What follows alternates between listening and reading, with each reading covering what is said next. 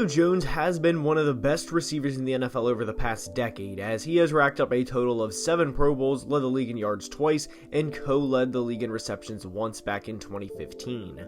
He has amassed over 800 career receptions, over 12,000 total yards, and 60 touchdowns during his time with Atlanta, but he may be traded soon, and here's why.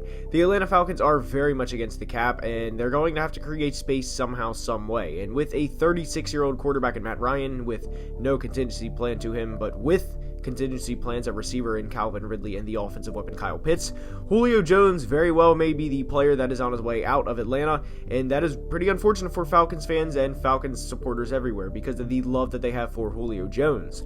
But in today's video, we're going to be discussing what it would take to get him out of Atlanta, why the Falcons would trade him, and how soon that could possibly happen. But before we do all that, please like the video and subscribe to the channel, as each only take a second to do, and it would be very much appreciated. Now let's begin. We start today's video by saying this with Julio Jones. Julio signed a 3-year extension back in the fall of 2019, and generally when players sign big extensions like that, they don't necessarily kick in right away. A perfect example of this is Carson Wentz signing an extension with the Philadelphia Eagles before he, really, for lack of better words, stunk it up in 2020, and then they moved on from him. Now, Julio has had far more success at the wide receiver position over a longer period than Carson Wentz has at the quarterback position, so the Falcons were feeling pretty good when they signed Julio that extension. He's one of the best players in our entire franchise's history. Let's just go ahead, sign him to a deal, and get it out of the way. And they did.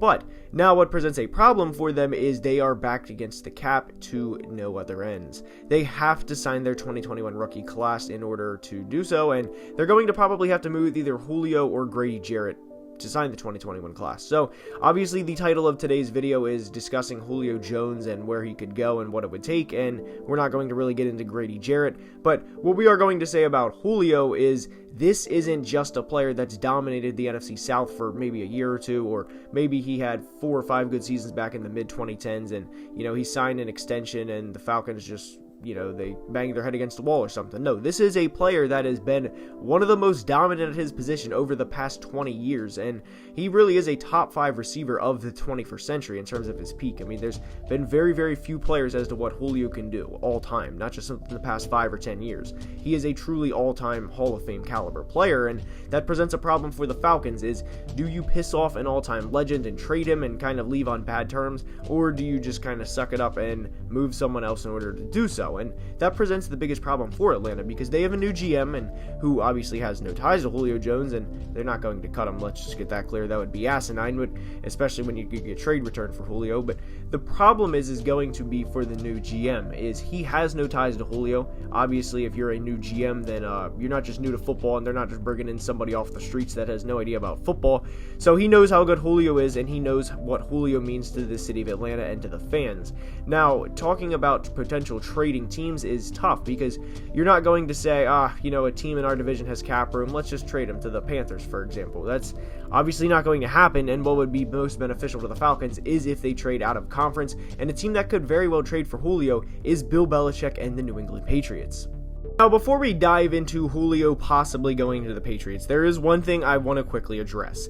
As I said, GM Terry Fontenot of the Falcons, the new GM that is, has no ties to Julio because he is from a previous regime, which is true, but what I want to clarify is Terry's not just going to say, you know what, Julio, you weren't my draft pick, I really don't care about you, let's just trade you to the Seattle Seahawks for a 7th round pick just because they have money, and A, I don't think the Seahawks have money, and B, that's obviously not going to happen. That was just an example of what, is not going to happen. Terry's not going to want to piss off the entire Falcons fan base a couple months into the job, and really, every time he would make a mistake, they would just bring it up, Julio, and that's not what I'm saying by having no ties to him. What I'm saying is, if he moves on, it's going to be strictly business and nothing personal towards Julio.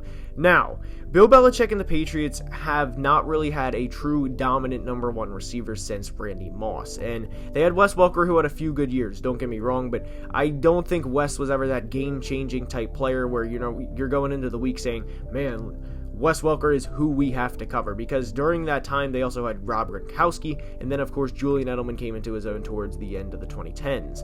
So Julio to the Patriots makes a lot of sense, because the Pats do not have a quarterback right now that they're going to pay $40+ million to. Now, could Cam Newton have a good 2021 and earn that type of contract? Yes, he absolutely could, but given he had almost zero weapons to work with in 2020 in his first season, Cam, not surprisingly, did not play well. And the Patriots, for a team that has been and won 6 Super Bowls in the past 20 years, they missed the playoffs and kind of bottomed out last year. And what's crazy is 7-9 for them is, bottoming out, and they're going to be good again in the playoffs, and they're going to be back in the playoffs this year. I would be genuinely shocked if they're not, and they're going to be competing with the Bills in 2021, and there's no doubt about it. So what would Cam Newton need in order to make his job a lot easier? A number 1 receiver and one of the best of this generation in Julio Jones makes perfect sense. And because the Patriots don't have all of those financial commitments that the Falcons do, like to Matt Ryan, like to a horrendous free agent signing in Dante Fowler, and as we just said, Julio Jones, they can make this happen, and what it's going to take is going to depend on if Bill will pull the trigger or not on acquiring wide receiver Julio Jones. Now, just because the New England Patriots have been, kind of mentioned in trading for Julio Jones, that does not mean they are the only team that wants his services. Julio will be very much sought after from other NFL teams, and especially teams looking to contend for a Super Bowl, and teams in the past few years that have gotten pretty close to getting to the said Super Bowl, and that's a team like the Tennessee Titans. Derrick Henry and Julio Jones were recently seen working out together via Derrick Henry's Instagram, and A.J. Brown even tweeted that he would give up his number 11 for Julio. So, needless to say, Julio would be more than welcome to Nashville, and Julio, whether you guys know this or not, a lot of people know he went to Alabama, that's not surprising, but he is from Alabama, and he is from the South, so he would stay, pretty close to where he's from and where he's played his high school, college, and NFL career. Now, I'm not saying Julio does not want to go to New England, because I obviously don't know that, but I'm sure Julio staying close in Nashville to where he's from, at least relatively in the same region, would be a benefit for him, and I'm sure that's something he would love, and he would be going to a contender and to a team that could win a Super Bowl, and Julio could very well be a piece that pushes them very much more towards that. The Titans lost to the Ravens in the playoffs last year, and they lost to the Chiefs in the AFC Championship the year before that, and this is a team that isn't that far off. They had a double-digit lead against the Chiefs in 2019, and although the Ravens did beat them, they were a good team in 2020 all throughout the regular season, and they had a 2,000-yard rusher and nearly 2 1,000-yard receivers, and something tells me if Julio Jones is a Titan, they can definitely get another 2,000-yard rusher and have 2 1,000-yard receivers between him and A.J. Brown. Now, the Patriots and Titans are not the only teams that could trade for Julio. They are probably the 2 favorites right now if I had to choose between who would land Julio's services for the 2021 season and beyond, but I do think the Ravens are still very much in contention for this.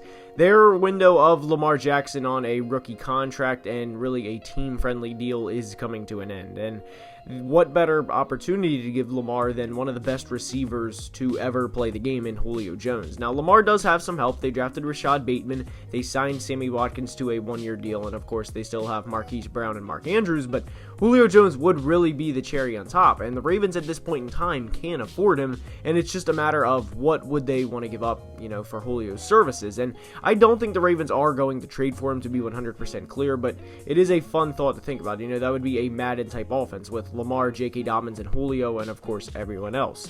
But we are going to now discuss the compensation packages that it would take for Julio Jones, as it's going to be a lot more than just, a 5th-round pick, because the Falcons are very much against the cap. They would probably work something out some other way before taking a 5th-round pick, and honestly, they might cut him before taking just that, because that is barely anything for the player and the caliber of a football player that Julio Jones is. So for the Patriots specifically, they are probably going to the playoffs this year, and they are probably going to be, I would guess, at least a divisional round exit, and that's just my guess, and Atlanta's probably also thinking that, and that would mean I would expect them to give up at least a 1 for Julio. Now, a late 2, I just could not see the Falcons taking only pick, and we'll say 58, for example, for Julio Jones, and just calling it that, given what he is and everything of that nature. Now, he's obviously not going to fetch 2 number 1s and, another starter. Those days are long over. Julio's in his 30s now, and that's just simply not realistic for Julio Jones at this point in his career. 5 years ago, yeah, he could have got that, but now,